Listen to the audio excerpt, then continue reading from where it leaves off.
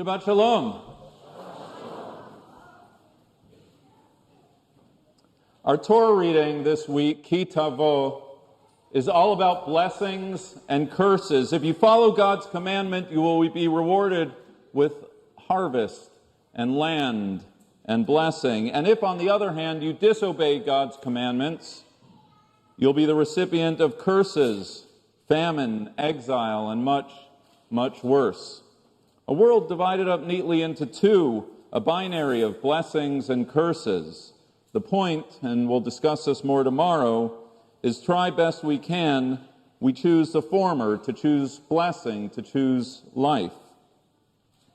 And yet, there are times in this world when what initially appears to be a curse turns out to be a blessing, and what seems to be a blessing is actually a curse. The biblical prophet Balaam, for example, was sent to curse Israel, but ends up speaking words of blessing.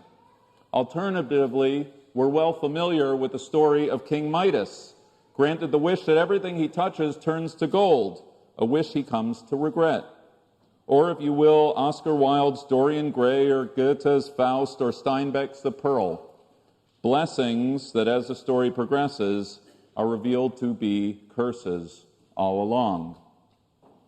This evening, I want to speak briefly but clearly about one such moment experienced by us all this past week, a blessing that in truth must be called out as a curse.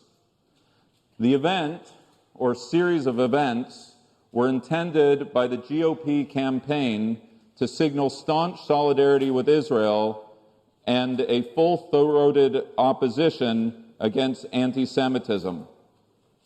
Given the news, given the climate, it was a blessing of which we are in desperate need. What followed, however, was anything but. Not once, but twice, the former president and GOP nominee Donald Trump asserted that if he loses the upcoming election, then blame will lay at the feet of American Jewry. To be precise, quote, "If I don't win this election, the Jewish people would have a lot to do with a loss." As Americans, as American Jews, we've grown accustomed to Trump's peddling of insults, falsehoods, and divisive identity politics. Crafty rhetorical sleight of hands that provide cover for the dog whistles in every sentence. There are good people on both sides, calling the Jewish people, us people, you people, a pernicious accusation of dual loyalty baked into every word.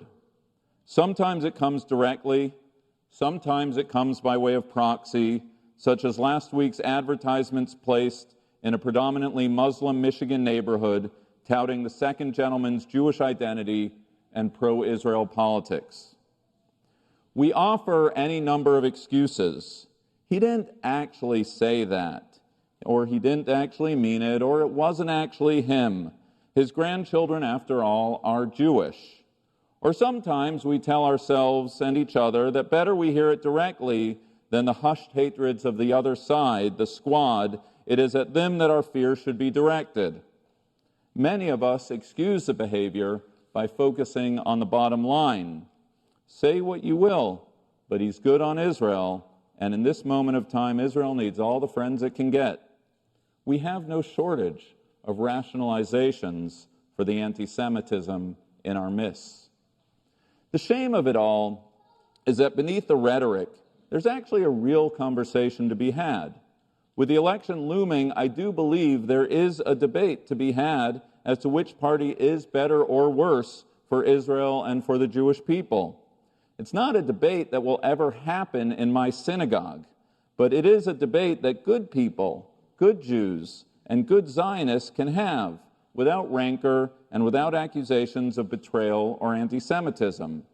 It's also true, while I'm getting it all out this evening, that there is a discussion to be had as to whether in practice, meaning beyond the headlines and the tweets, the policy differences between the two parties are that substantive at all.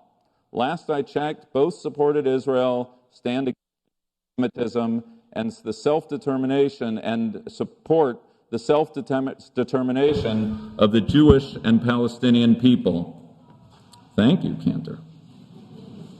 Maybe on the eve of this election season, as Americans, we can talk about the economy, the war in Ukraine, the crisis in Venezuela, the environment, or one of the 200 issues on the national docket, knowing that Israel will, or God forbid, won't be okay no matter which party is elected. But in light of Trump's comments, none of that matters at this precise moment. As a matter of principle and policy, I do not endorse candidates. I never have, and I have no intention of doing so. And as a matter of principle and policy, when I see a behavior of any person, presidential candidates included, whose words or actions serve to champion or threaten the well-being of the Jewish people, I will speak out now and always. So let me not mince words. When the former president and present GOP nominee said what he said the other day was trafficking in the most base form of anti-Semitism. As far back as Pharaoh, as far back as Haman, there have been those leaders who have pointed at the Jews, accused them of dual loyalty, of being a fifth column, of being a threat to the well-being of the general population. The suggestion that the only consideration a Jew has when entering the ballot box in Israel and not immigration, taxes, abortion, or otherwise, reeks of accusation of dual loyalty, that somehow American Jews are somehow suspect American citizens. The suggestion that the blame for a prospective loss should lay at the feet of less than 2% of the electorate, my 2% of the electorate, puts the Jewish people in danger, grave danger. This was more than a dog whistle. It is a form of preemptive scapegoating aimed to scare Jews into voting for Trump. Under the rhetoric, cover, and guise of being a defender of the state of Israel, Donald Trump has endangered the Jewish people. It is abhorrent, it has no place in our national discourse, and it must receive blanket condemnation from every person of conscience. To be clear, I am not endorsing any candidate. What I am calling on is for Donald Trump to immediately and fully recant what he said. There are blessings and there are curses, and there are blessings which are actually curses. On a week like ours, we need not look far to see the explicit threats, the immediate and urgent dangers.